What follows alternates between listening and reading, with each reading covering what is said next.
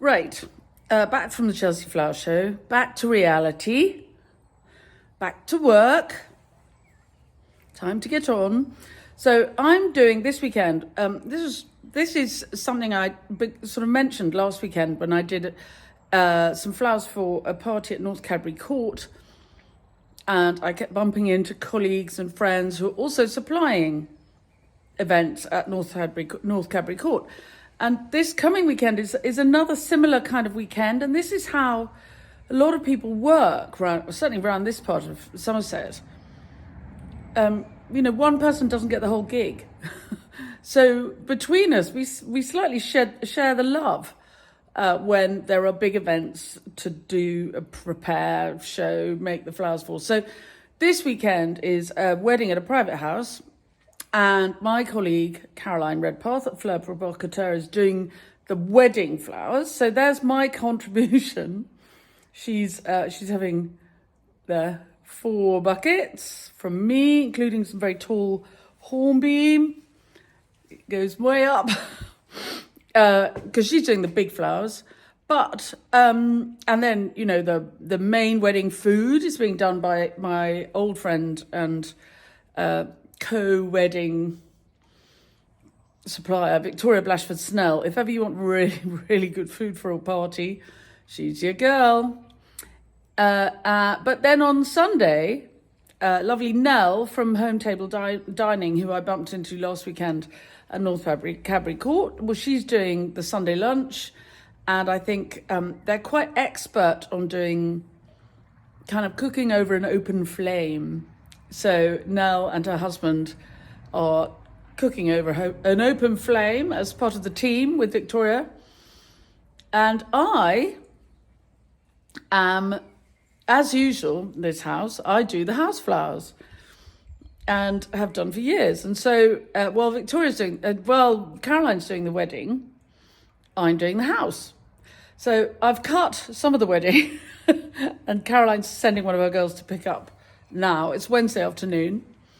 And I've got 610 stems to cut for the house flowers. So off I go. Now, if you're new to the channel, please do subscribe, press the bell icon, and we'll tell you when we've got more clips coming up. And if any of the tips and tricks we give you along the way are useful, you can always buy me a coffee, or better still, join my club. And the links to coffee buying and club membership are in the blurb to all my clips. Right, on we go. Oh, look, white sweet peas. We'll start here, I think. It's a good year for the foxgloves, so we'll see if we can find some white ones. And the sweet rocket will be good too. This lovely striped grass is very good in floristry.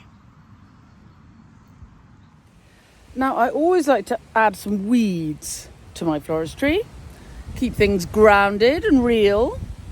And so while these sorrel aren't strictly white, I think they're interesting. They'll move a lot. And they're going to count as foliage in my mix. I quite often change, I'll pick some, I've got all sorts of things in the garden, and one week there'll be a focal flower, the next week there'll be filler, following week there'll be foliage, depending on my mood. Right, the next thing I'm going to get is some mint. I've got lots of roses here. They're not quite doing their thing yet. There are some white roses up the plot, which we will have. But I'm going to have some of this lovely chocolate mint for the posies, for the bedrooms. They're not pale. And what I need, if it's going to be very white, I need depth of colour in the foliage to stop it the whole thing being too flat. So this is officially foliage, green foliage, but it is quite chocolatey, and it's going to give me some contrast. And this is what I mean by contrast. Ooh. Look at that glorious purple. The Telema grandiflora is all falling over, but it's marvellous. And right at the end there is a nice little crunch of astrantia. You probably can't see, but they're there. Tucked away. Right, well, that's coming along quite nicely, but we need some roses. and daisies and cow parsley. So let's go and get them. Right, let's cut some roses.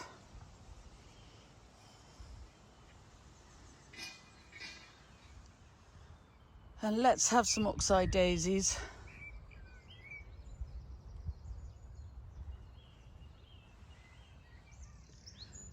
Mustn't forget the cow parsley.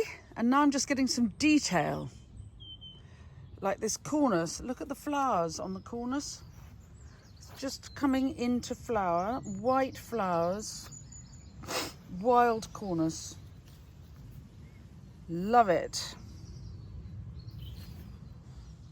And right down there, past all the orchids, are lots of flowering viburnum, wild viburnum opulus, the wayfaring tree. Look at these, look at the orchids. When you consider why you do what you do, that's a very bright sign for me about why we do what we do. Right, should we do some floristry? 3 large arrangements and 23 posies coming up. Oh, zingy. Now let's just talk about colour for a second. So this is white, supposed to be white. And as you can see, there is a little lemon, a little edge of pink occasionally. And the roses are not all the same colour, but when they all come out wide open, they are all white. If you put too much white together with other white, you don't see it. There is no depth of field. So it is really important that while the feel is white, that there is enough balance that you'll be able to see the whites against the other whites. And that's why we have creams, a tiny little bit of lemon, and very pale pink in the mix. I thought it was looking a bit sparse, and I realised the cow parsley, the brachyglottis, the daisies, and the wild viburnum opulus, and the flowering cornice were all outside. Brought them in. Right, let's get on.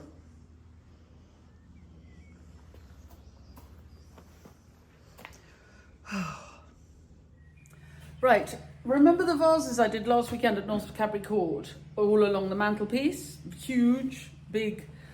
So here they are, back, washed up, and now they're going to be formal drawing room flowers for a family house when there's a wedding during the weekend. As you know, I use these square jars left, right and centre. I use them all the time. So all the posies are going in these little square jars. And they're very simple, just straightforward. So I'm going to do the big 3 first, and I'll show you a bit as I go along. I'm not going to do the whizzy because it just takes forever. Or shall I? Do you want me to do the whizzy? Okay, I'll do the whizzy. Whizzy. For the big vases, and then I'll show you one of the posies, and then I'll make them all. Okay.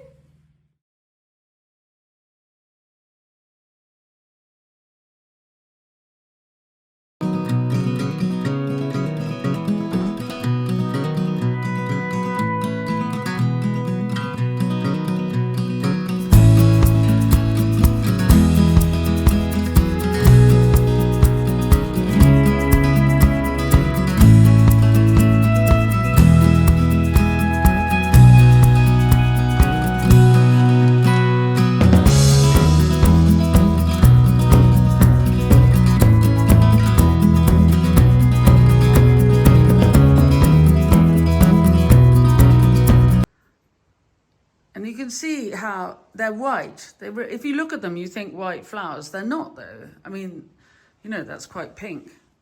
This is Pam's choice.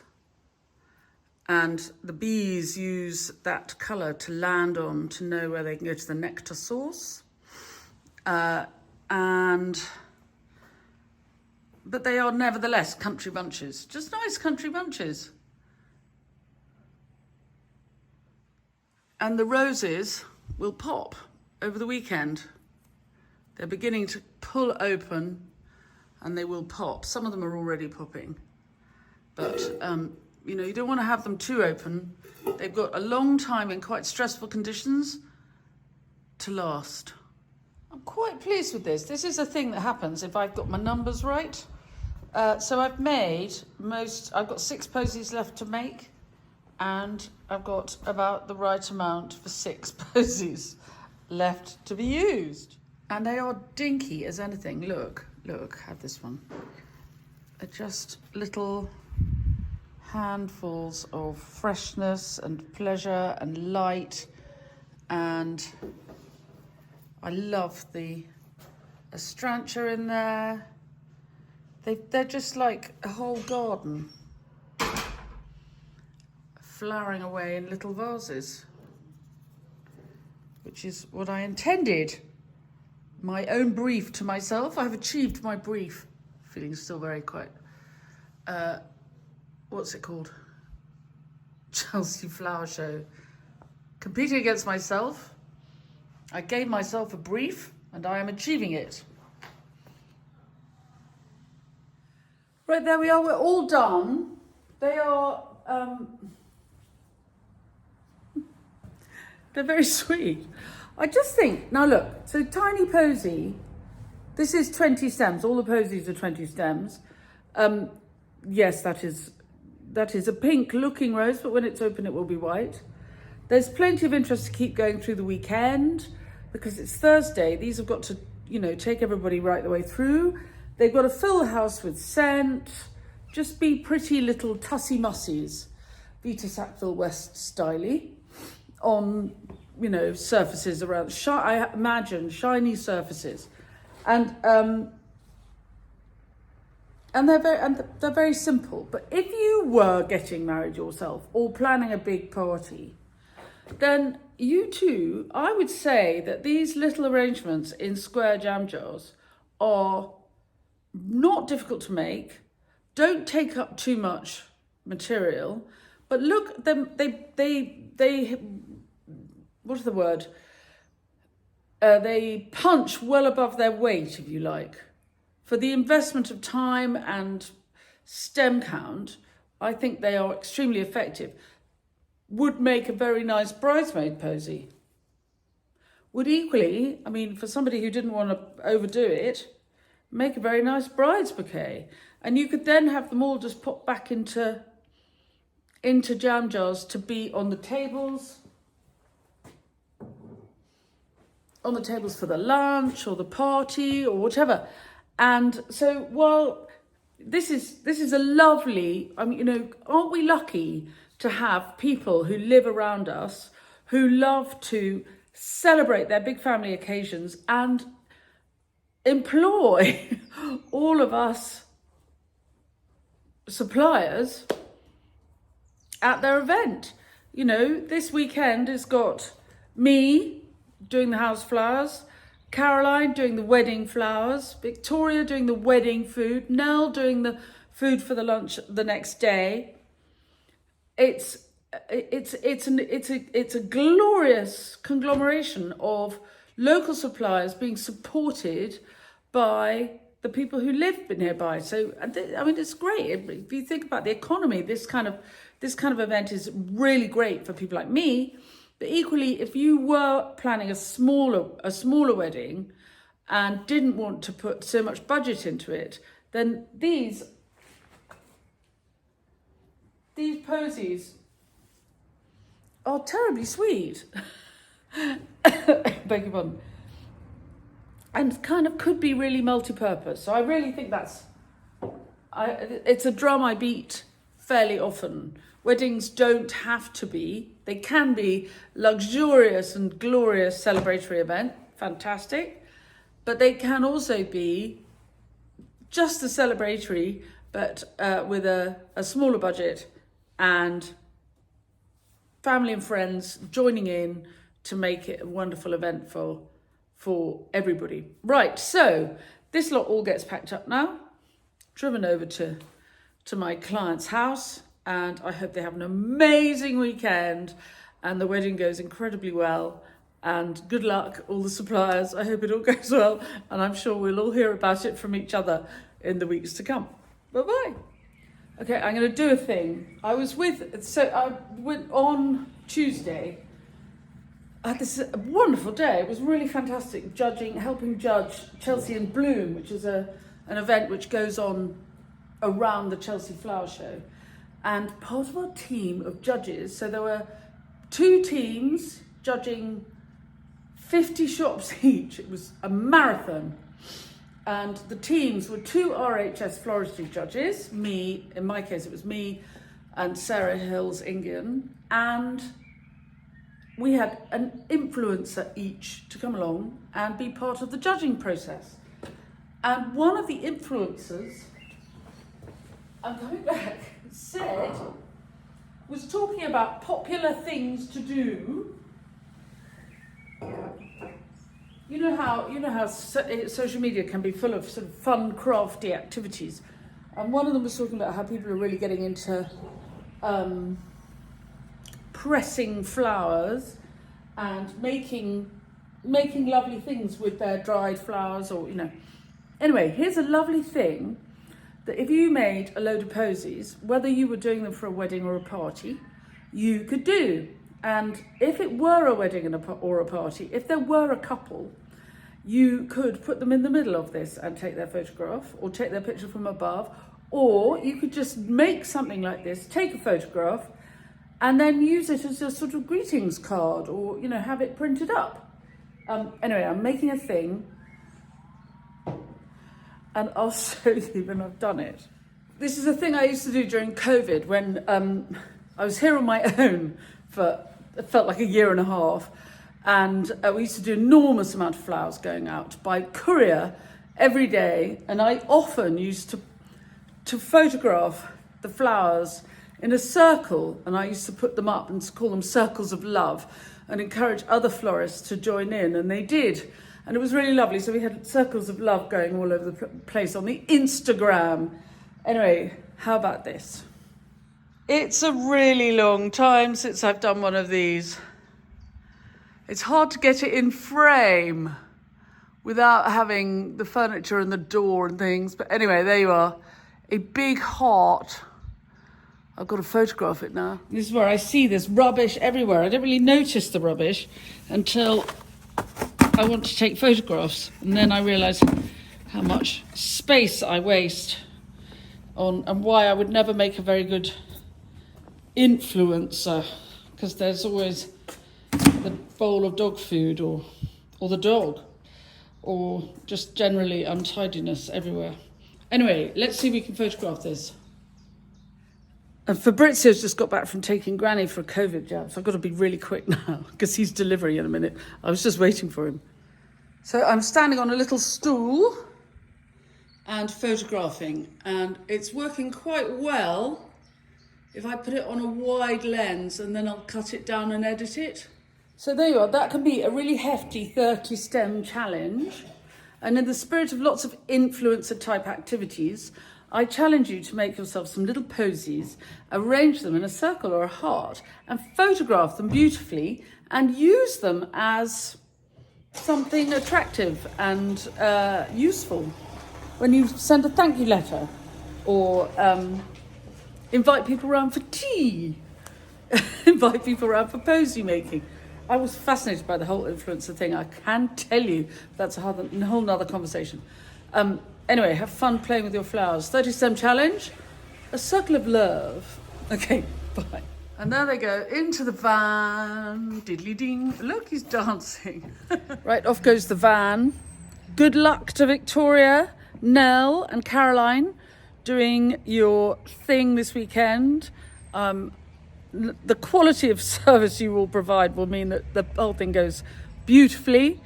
Thank you very much to lovely clients like these ones who give us all work and keep us all busy, keep the wolf from the door. Have a lovely time, you guys. Make yourself some posies and make a circle of posies. It's 4 o'clock in the afternoon on Thursday. I'm going to cut another little wedding. And this time it's going to be all colour. And some flowers for number 1 Bruton. And on we go. Thanks very much for watching. I'll see you very soon.